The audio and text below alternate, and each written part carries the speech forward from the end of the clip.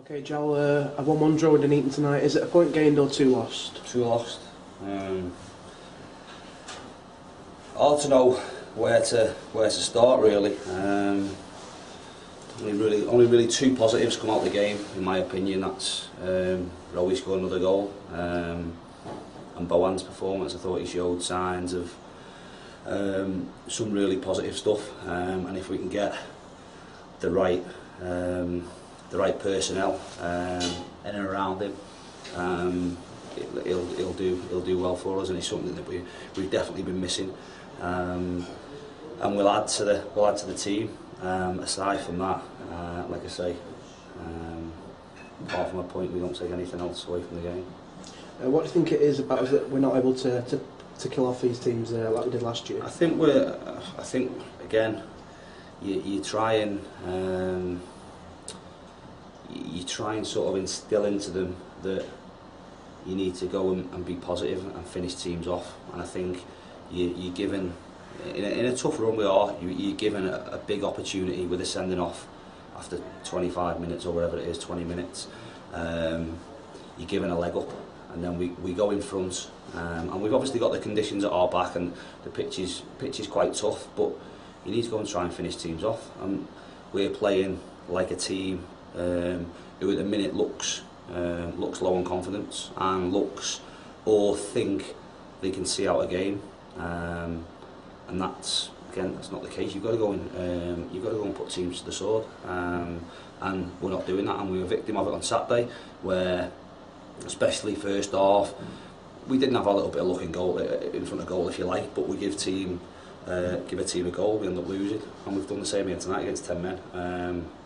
And then once you've given a team something to hold on to, you then become, again, like I said at the weekend, really, you're saying the same message. You become, I wouldn't say desperate, but ultimately your decision making is challenged in the final third. And at the minute, even when we're in front, we're not making good decisions in the final third. And when all of a sudden you're 1-1 against 10 men, then decisions become even more challenged, and people are making poor decisions. And like I say, although James had a really good chance right at the end of the game, again we've not done enough solely because we've made poor decisions in the final third. And if you're watching the second half, you wouldn't know which team had 10 men, which is worrying.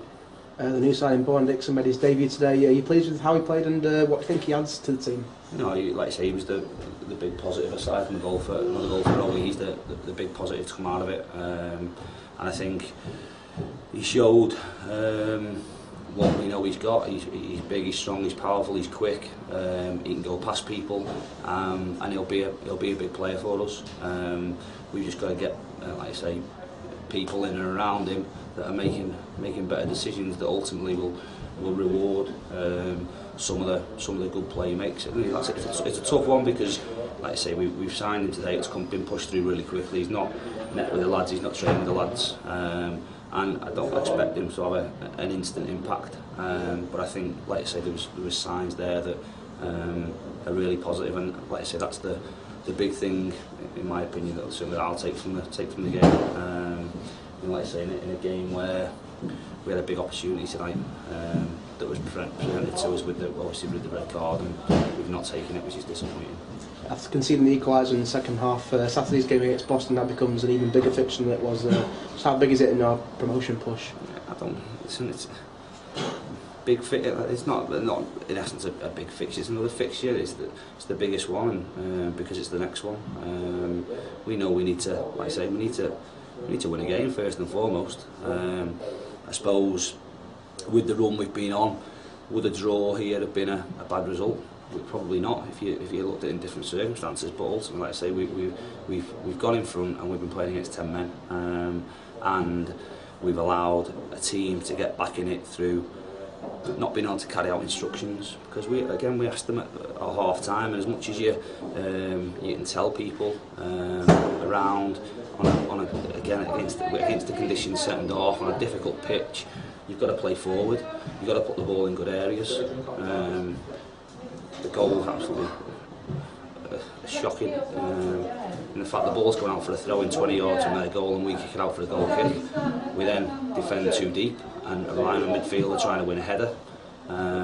which, if you're playing against someone, I suppose if you're playing against North Ferriby or with someone who's 6'8" up front, you might say, yeah, that's probably the best way to go, but not with what we were playing against, especially against 10 men. You've got to push up the pitch, you've got to be brave, you've got to have your centre halves going ahead in the ball, don't defend well enough in a wide area, 1v1, and they end up with a man unmarked on the edge of the box. Now, they'll see it as a good goal, and the fact that there's a decent strike from the edge of the box, but from our perspective it's poor.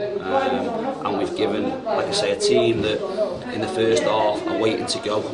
They're trying to hang on to half times, they can get so Kevin and Jets can get into them and have get them organised, if you like, for the second half. We've given them something to hold on to, and again, you can't afford to do that. We've got to be better, and we've got to go in.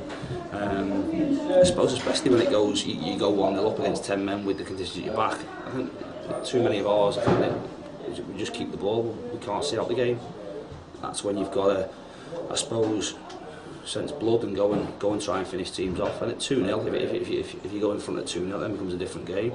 And the fact they have to make a decision: do they come out and have a go at us and try and get something from it, or do they sort of try and damage limitation, if you like, which then makes it an easier game. But at the minute, like I say, it's not happening, and we've got to do something about it. Whether that's, again, personnel, whatever it might be. Just said to them there, all them players we brought in and we believe in, they've got to go and prove that. It's all well and good us saying that they're good players. They need to go and show it, and ultimately when they're out there they have to make the decisions.